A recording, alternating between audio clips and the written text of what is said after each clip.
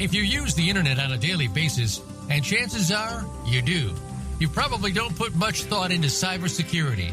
You know, your network connections, the pages you visit, the files you download. You should be thinking about these all the time. Welcome to And Security for All. Your host is Kim Hakim. We're here to help you understand, in general terms, how and why your cybersecurity should be kept in check. Now, here is Kim Hakim. Hi, everyone. Happy Tuesday. It's hard to believe it's already Tuesday. We just came off 3 weeks of events. I'm Kim Hakim, your host for And Security for All. Thank you all for tuning in. But going back to we're all taking a breather. We just came off of 3 huge events, and now we're heading out to Tampa for the Tampa Cybersecurity event next week. So thank you all for joining us today. I have a great guest here with me today, Jonathan Kimmett, who's the CISO over at Alias Cybersecurity. Welcome to the show, Jonathan. How have you been? I've been doing great. You said you can't believe it's Tuesday. I can't believe it's March. I know. I think that would have been better January. to say. Yeah. Yesterday, I was like, wait, is it March yet? And they're like, yeah, it's like March 2nd yesterday. I'm like, I don't even know how I missed March 1st. So yeah, it's crazy. This year has flown by, and we've got, a little bit of weather in January list here in Oklahoma and a few other things, but I don't know where the time's gone. I don't know where it's gone either. I'm out and up in the mountains in Park City, and it's been kind of crazy, a crazy winter. No snow up here, and just really, wow. Yeah, definitely. You can see some crazy climate changing going on up in the mountains. So never seen this before. So, and then the East Coast is getting hit really hard with snow and everything. So yeah. I've got a friend who wanted to not be in the Northeast, so he decided to do like a month-long vacation down in Texas. And he got down there, and it just started getting colder and colder and colder. He's like, I just tried to get away from all this. Yeah, Texas. Yeah, who knows what's going on? Which kind of brings us in today. We're going to talk about cyber resilience over cyber protection. And I think that's a really interesting topic. And maybe we can just start a little bit by just maybe you laying the groundwork of the difference between those two. Well, people talk about different things when we're talking about cybersecurity, and your resilience against attacks, your resilience against the things that are actually happening on your environment. And then, of course, your cyber protections, which are your controls that you've implemented, whether it be your firewalls, your multi-factor, your patch management, all these different things. And one of those things that it's not just about deploying controls. It's about figuring out what attacks are coming into your environment or what you're most vulnerable to and being resilient to that. I've gone into many organizations that they start rattling off all the softwares that they had deployed, which are great. And then I ask them, well, what are your actual threats? How are you being attacked? And they can't tell you. They can't tell you what are the things that they're most fearful of, or the things that are actually the most successful in their network. They think just deploying those protections will solve that particular problem, and it won't. And then you really have to be, one of the other major things that I work with people on is it's not a one state and you're done. It's not you do this today and you're protected from now on. It's every single day making good decisions about your vulnerabilities and about your threats. Do you think that security perfection is unrealistic and resilience is really the real goal? Yes. Yeah, I don't think it's possible to be 100% secure, and that's really hard to say, because when I say 100% secure, what I mean is you are not vulnerable to any sort of threat or risk. And I don't believe any system is like that. I think there is always that risk there. There's always those threats there. And that, I think, is one of those things that I get it a lot more from IT people, IT engineers, who once they've deployed something like a firewall, just a border firewall. They think, okay, we're done. We don't have to think about security anymore. And that's not the case. It's constant. We've had organizations that have gotten hit because they were one patch late, one patch on a host, or one patch that was needed to be deployed, and that was the patch the attackers got in on. The organizations, the systems, the people, it's constantly changing. So you're always having to reevaluate your risk profile and understanding how you need to mitigate those risks. So no, I don't think it is ever possible to be 100% perfect. Somebody said many years ago, I was in a meeting and they said, you take a computer and you unplug it and you put it in a box of concrete and you stick it underneath the ground, and then it might be secure. And we had a laugh about it because it was funny, but then we started thinking, it's like, okay, well, what if somebody just digs up the concrete? And everyone just sat like, oh, well, we didn't think of that. But that's really the case. Is, can you be truly 100% secure? No, you can't. You have to be resilient on what is happening in your environment and the changes. And that's really the big deal, is the changes in your environment. You might change people, you might change systems, you might change software, patches get updated.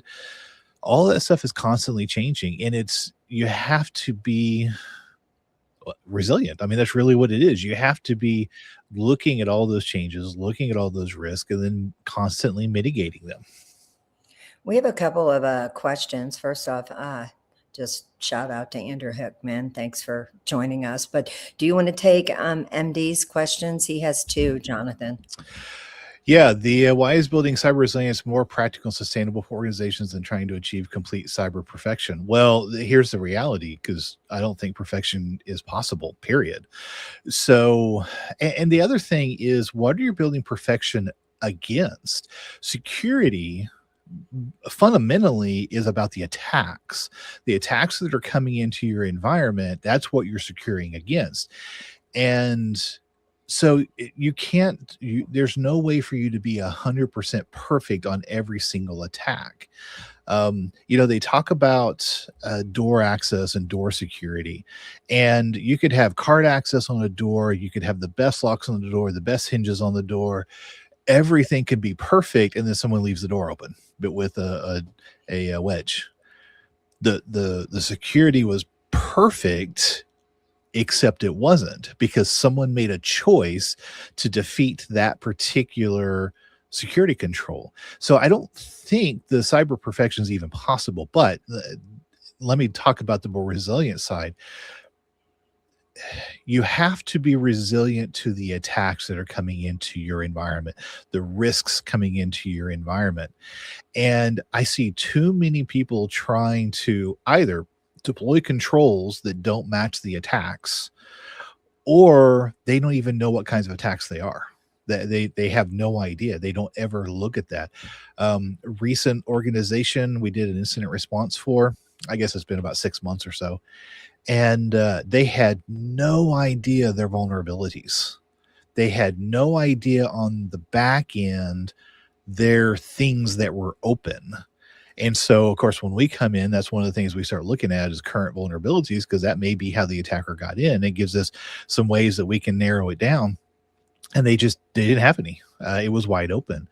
So then it's like, okay, that's probably how they got in. We don't know for sure because there are no logs, but here's how we would got in, and this is how we would have done it. So those sorts of things, if you don't know what the attacks are, there is no way you can defend against them.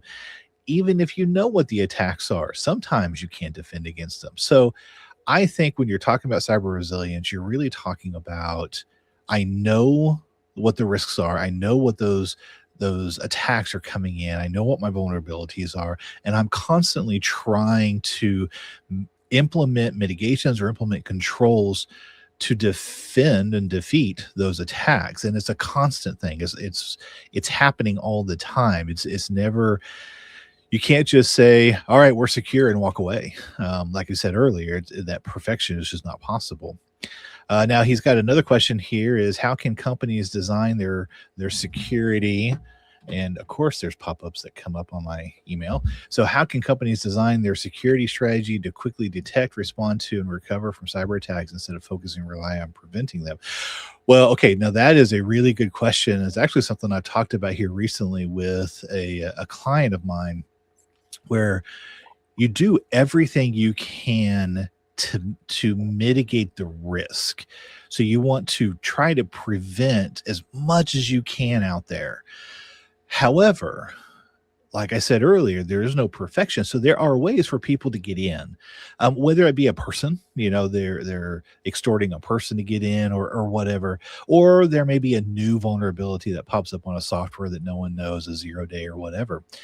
So as much as you try to implement as many protections as you can, you always have to have visibility in your network to know when those protections don't work. And that's where that quickly detect and respond to, you have to know what's happening on your network. You have to know what is there and what's not there. And when something odd is happening, when it's an event versus an incident where there's something odd that's happening that cause harm, you have to be able to see that. And of course, absolutely, you have to have incident response. So making sure that you protect as much as you can. And you might spend, let's say, 90% of your time just making sure stuff is secured, implementing those controls. But you should still spend another chunk of your time, that 10%, practicing your incident response, and then also looking for things. Now, what I tell people all the time is there's a division in the world nowadays as it relates to the implementation of controls. And let me talk it like this. It's really hard to not have controls nowadays, such as Windows XP Service Pack 2. It has the firewall turned on by default. That is the host-based firewall. Back all those years ago when we were just youngins, we got Windows XP SPAC 2 that turned the firewall on. I still go into organizations and find the firewalls turned off on Windows operating systems. They are going out of their way to defeat a control, the firewall is there for a reason, and they're turning it off because it's inconvenient. It's harder to do things. I get it. But we have to go out of our way to deploy things without security nowadays, because security is just so much better than it used to be. Firewalls are easier to deploy. We have operating systems easy to deploy, all with security baked in. So a lot of the things that we used to do 20 years ago for security, well, that's just all built into IT now. That's just their normal day-to-day stuff. So security, the team security, they really need to be focusing on visibility, looking at stuff, trying to figure out what's normal, what's not normal. And that will help lead them to risks and lead them to things such as, hey, we've got an attacker on the network that's doing this weird thing, and we need to figure out what it is, why, and how. And then we go to IT and say, hey, we found this vulnerability because of this thing. Can you guys patch this for us or fix it or do whatever? So those parts of IT deploys controls, as long as they don't turn them off, and then security validating those controls, and then otherwise looking at the systems and the people and the processes within the organization to find odd things, those events or those incidents.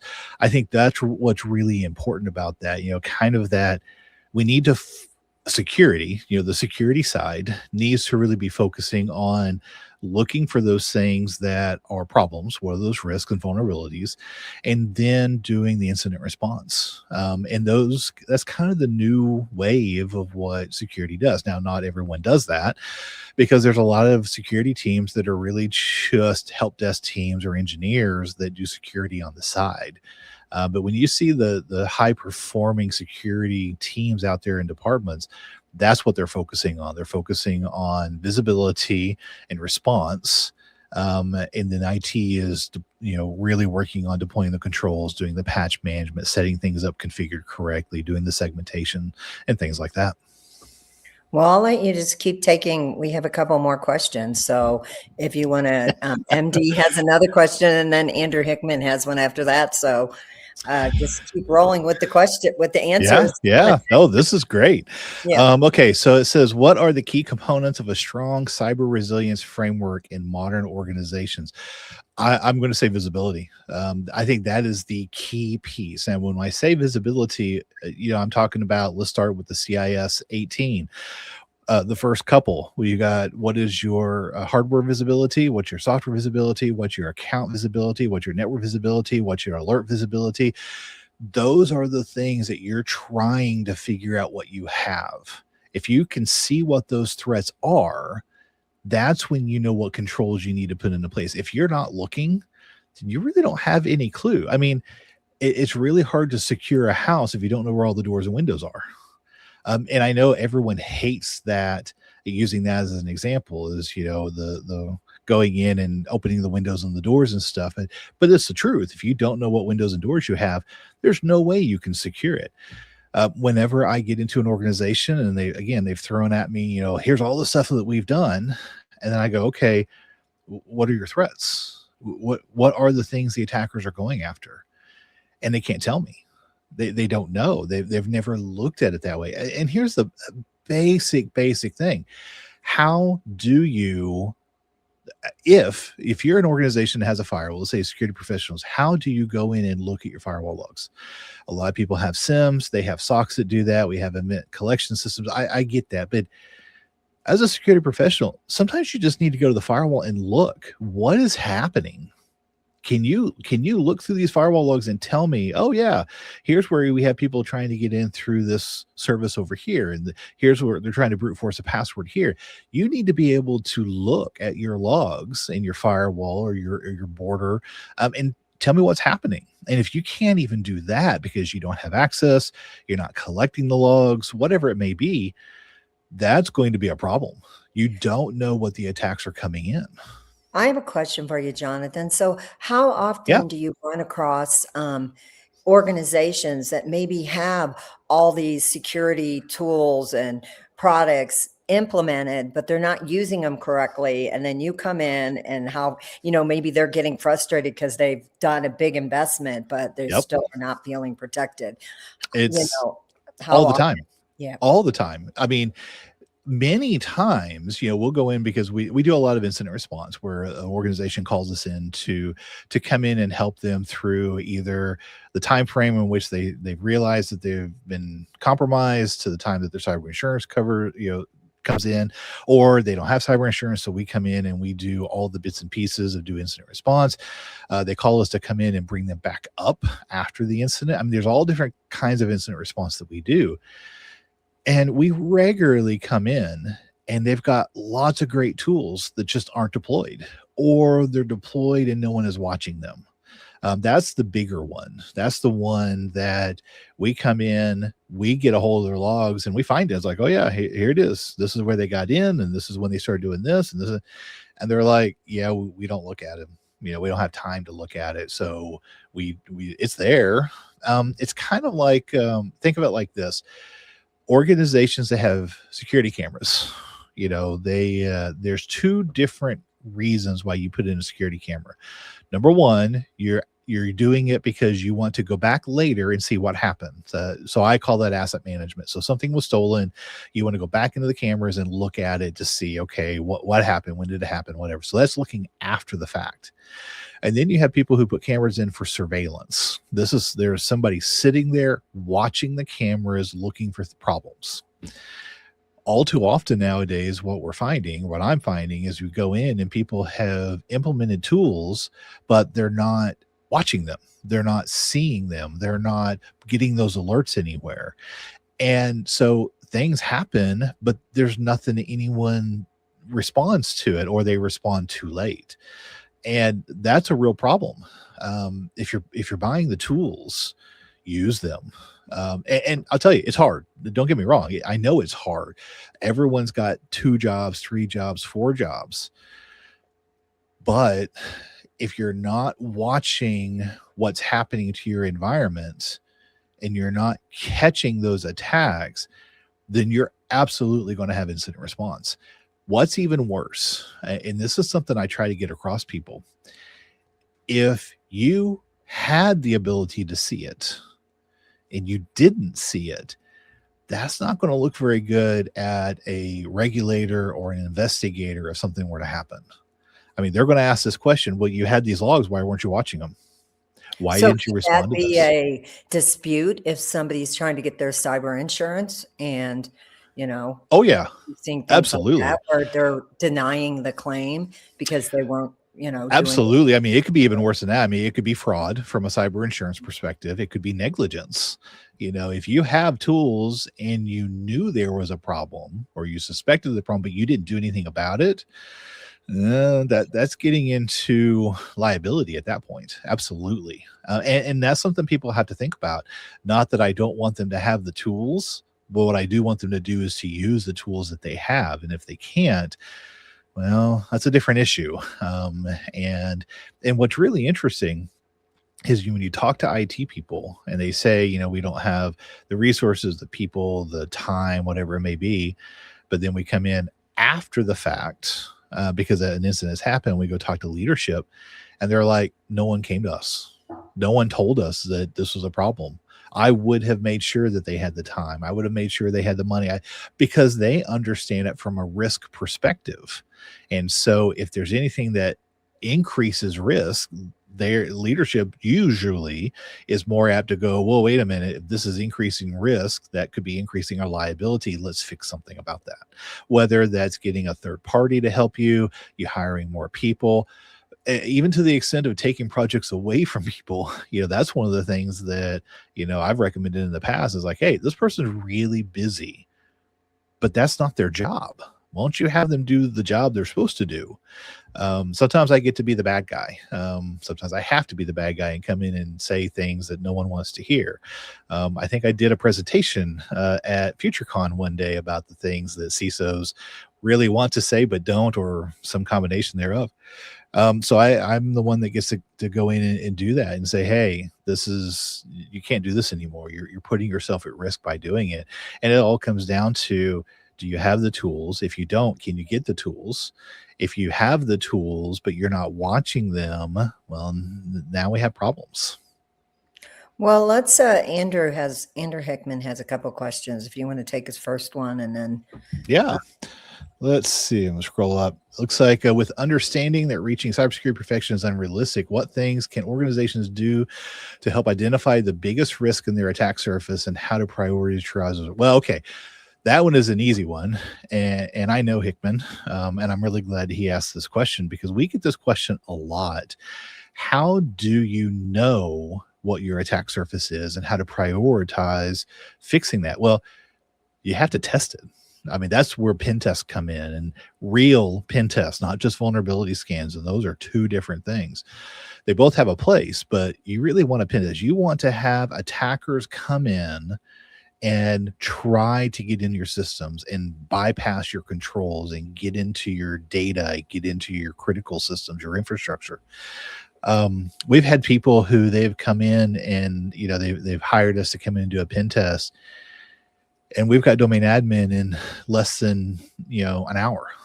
And they're like, how we thought we were doing everything right. And it's like, well, you didn't know what your attack surface was. You didn't know how people were going to come in and attack your organization. So those sorts of things are really critical to understand. Now, I talked about visibility earlier in the show, but that's your visibility. Have a pen test done so you can see what is vulnerable. I was doing a site assessment back, I don't know, it was in the fall last year.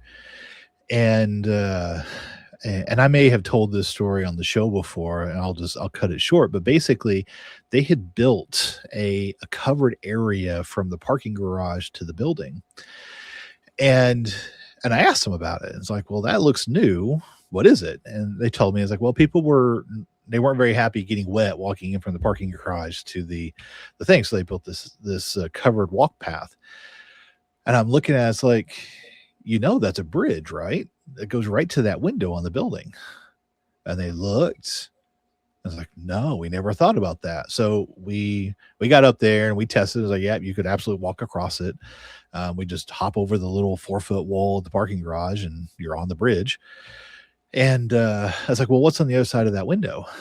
And they said, well, we think it's a stairwell because, that part of the building. I was like, okay, great. Let's go get it. Let's go find it. So we walked into the building. We went to that stairwell. We looked out the window. Yep, there's a bridge. And it's like, okay, well, what can they do if, let's say they break into this window, what can they do at that point?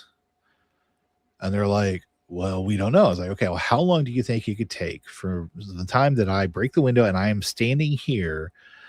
I come in, I get into a sensitive location, and I get something plugged into your network. How long do you think it is? And one of the guys who I really liked, he was a good guy. And he says 3 or 4 minutes. I was like, okay, well, do you have a stopwatch? And he pulled out his phone and he said, all right, well, tell me when to go. And he says, go. And he hit the button. I took off. As I walk out the door, I'm walking down the hallway. I went past the door and I realized it was a telecom closet. So it was kind of one of those Wile E. Coyote where the feet get ahead and the head's coming back. I kind of did one of those to get back to the door. And I saw the door. I pulled a shim out and I shimmed the door. So I'm in, and I had my device, my tester, and I plugged it into their network. And he comes running up behind me. And I was like, okay, what's the time? And he looks down, it's 20 seconds. Now, I was in there before he got there. But 20 seconds it took me to go from that window to get plugged into the telecom closet on the network. And he stood there and he goes, I never even thought about it. I never even thought about that could be a risk for us. So we went outside. We looked at the cameras. None of the cameras were pointed at the window. There was no glass shatter sensor on the window. There was nothing. So that was a vulnerability to that organization that no one had ever thought about. Now, I'm not a pen tester. I'm a CISO. Yeah, title right there. So I just do a little bit of that stuff. I've got some really good pen testers, and I mean, it takes them minutes, if that, to get into buildings. We got into a bank not too long ago. They were in the bank. They had boxes plugged into the network and computers, keyloggers stuff, in less than a minute and a half. Alarm was going off, but they were in, they had dropped boxes in, they had plugged in, and they were back out, and it was less than 2 minutes. And anytime Jonathan has hosted the show for me, when he brings on pen testers, are my favorite episodes. And you guys, anyone listening today, you guys are able to go back, like if you go on Spotify or Apple, wherever you listen to your podcast, you can find some of his old episodes with the pen testers. They're really fascinating how quickly they take over, But Andrew had another question. Do you want to? Yep. So it looks like regarding the incident response and preparedness, although we do not see a lot of teams for different organizations made up of frontline technicians, network technicians, server technicians, etc., that end up working on incident response. When it comes through, what can organizations or leadership do to help those team members who may have no exposure or experience to be prepared for? Oh, this is easy. Tabletops. First, okay, let me step back. First, you have to have a good incident response plan. You've got to have the policy. You got to have the plan. You have to have your incident response team. Now, I personally like the ICS, the incident command structure or system from FEMA. I think every IT person, every security person should go do the ICS 100 training that teaches you. It's free. It's up on their website, but it teaches you how to do incident response. Now, when they do incident response, they're talking about fires, tornadoes, earthquakes, big incident response, but the process is the same. Absolutely. Incident command team, all your processes, your logging, all your different things you're doing, it's all the same. So they've got to have a plan, they've got to have policy, and you have to practice that policies and those plans. So I love doing tabletops. I've talked about it here. I have taught tabletops for years. I've done tabletops with organizations for years. I get in there and we practice it. Now, when you have a very mature team and I go in and do a tabletop, I won't let them answer the question without pointing to the section of their plan that actually tells them what they're going to be doing. Either the checklist, the threshold, the process and procedures, whatever it is, they need to actually show it to me in the plan. Now, there's very few that are like that. Usually I come in, we do a tabletop, they run through, they realize they don't have playbooks, and we help them build those, and we do all these different things. You have to practice it. Now, what I tell organizations is you should have 4 to 5 tabletops a year. Have one tabletop with someone like me. We come in, we moderate it, we do an all out with your whole organization, leadership down to IT people and front end workers and cyber insurance and legal and all this stuff. We do some good tabletops. Then 3 to 4 other times a year, grab your team members, do a half-hour tabletop in a staff meeting. Go to HR. Let's go do a tabletop with them. You should do 4 to 5 tabletops a year practicing this stuff. Now, I'll tell you this. Very few times do we go into organizations for an incident response when they are really good at incident response. Now, most people say, well, yeah, because they're good. It's like, no, because they've gone through the incident response practice. They have found problems and they have fixed them. They've either fixed them or figured out where they didn't have visibility, and they got that visibility. If you are not practicing, then you're not going to be good at this. And Hickman is absolutely right. Everybody is part of incident response. When we had an incident years ago, one of their I'm going to say low level employees, but it's just a lower level, in terms of responsibilities, they went out and started talking to people about it. Oh yeah, we're having this problem and this and this and this and this. Caused a firestorm to deal with afterward, because now everybody knew, the public knew, started getting questions, and we had to deal with that. You want everybody involved. They need to know what their role is in an incident response. I will tell you this. One of incident response roles that I have is the person that's taking the notes. I always have someone right next to me. Their job is to take notes. I don't care what their job was. I need them to take notes of, here's what we're doing. This is what I had these people do. This is the timestamp we had them. I try to take notes. I have all my engineers take notes. We have field notes. So when I've got, I know this is not incident response, but these incident response binders with all of our stuff in it. One of the things I keep in the binder are pencils and field notes, little notepads. I give those out to people so they can write down what they're doing when they're doing, so we can go back. If something changed, we can go, okay, who did what at this time? They can go back and look. Well, I like having a note taker there that can collect that and organize it and help me with the reports later. But I will randomly pick someone who's not actively on the incident command or one of the operating teams. So it's like, okay, you're my note taker. And I might take an assistant. I might take a network engineer. I might take whoever is handy. I have them do that. Everybody is part of incident response during an incident.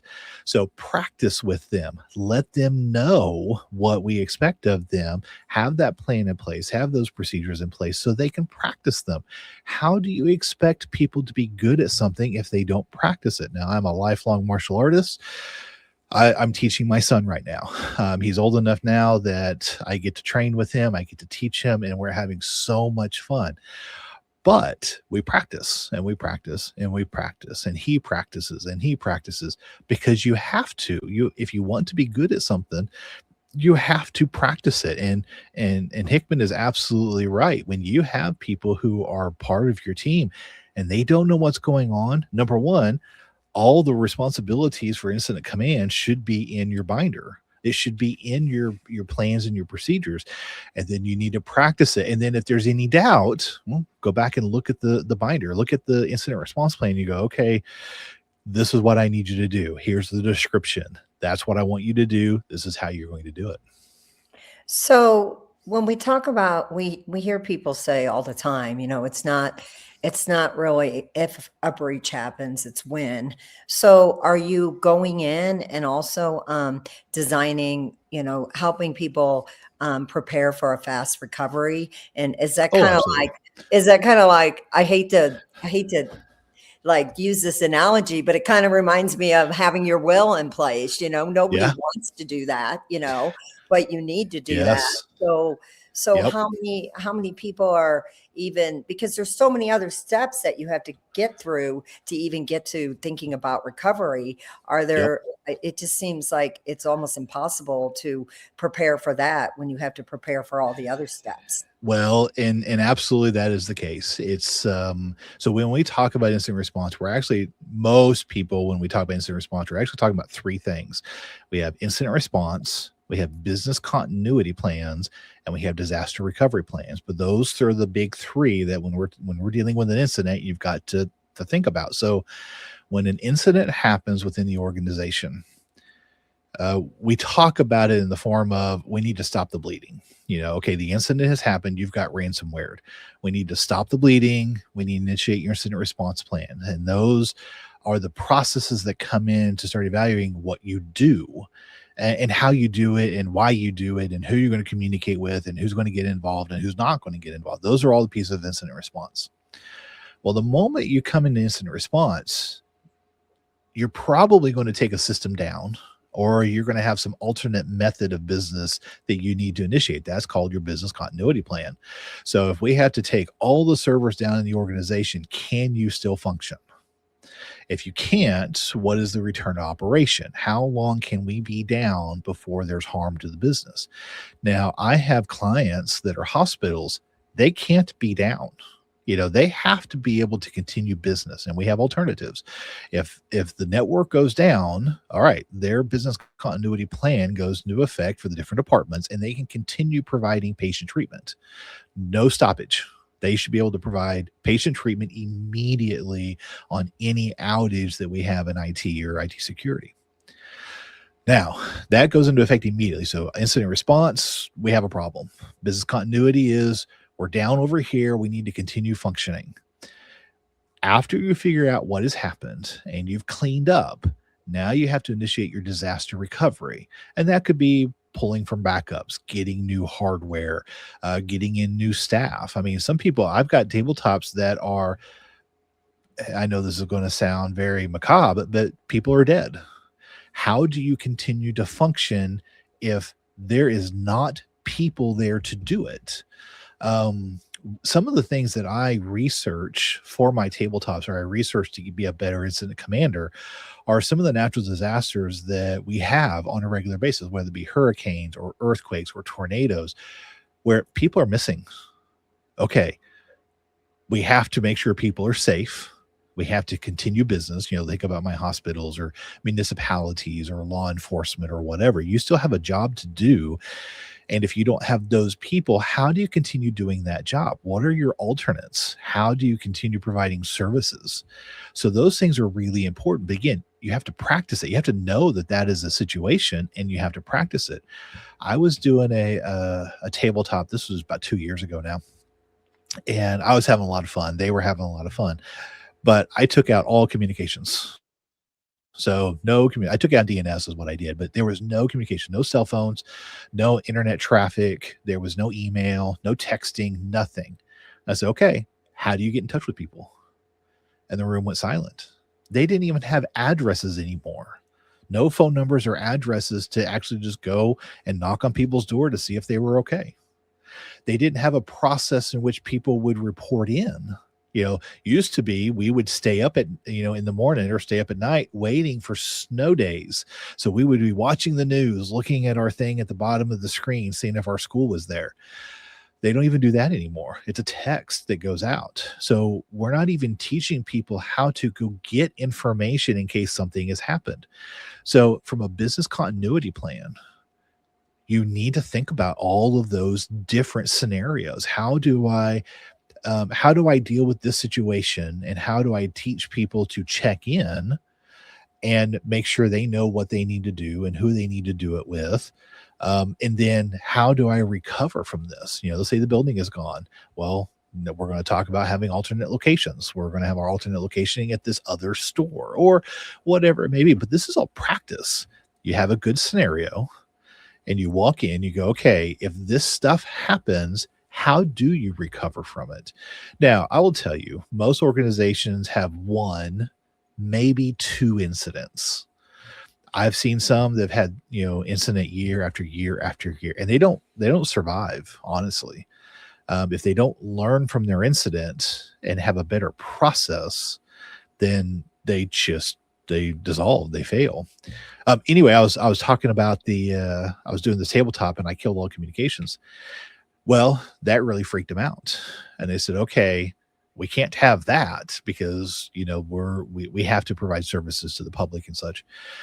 So they have been working over the last year to build those processes. How do they have effectively physical copies of addresses or communication processes? How do they get people to check in regularly? Where do they send them? Do they send them to a specific news channel, a radio station? What do they do? Again, if you think about the internet being down, nothing is going to work. If the internet goes down, probably cell phones are going to go down. How are you going to communicate? And communication is key. If you don't tell people what you need them to do, they can't do it. Therefore, you can't do incident response. You can't do business continuity. You can't do disaster recovery. But that's where that practice comes in. You have a plan. You have a variety of scenarios. You can't plan for everything, but you do your best you can. And then you practice it over and over and over again. And when you find a problem, you go, oh, we never thought about that. That's when you start implementing new playbooks or new processes so you can defeat that. Now, most recent one that I've been researching kind of off on the side was the hurricane that went up through the middle of the country back last year. And they were in the mountains and they lost everything. Cell towers went down after about 4 hours. So no access. They had no communications. They did not have food. They did not have water. And it took, in some cases, weeks before roads were cleared enough to get to people. And I mean, it was a terrible situation to be listening. I was listening to some podcasts about it, but I was thinking about it also from okay, if I'm an organization and those were my staff members, how do I continue on at that point? Can I? How do I get communication to them? How do I bring them in and get them safe? Those are things that people don't think about, but they absolutely happen. And we should think about. Now here in Oklahoma, we have tornadoes. Down in Florida, they have hurricanes. In California, they have earthquakes. So you should be thinking about those natural disasters. You should also be thinking about natural disasters that may not happen often, but could happen in your areas.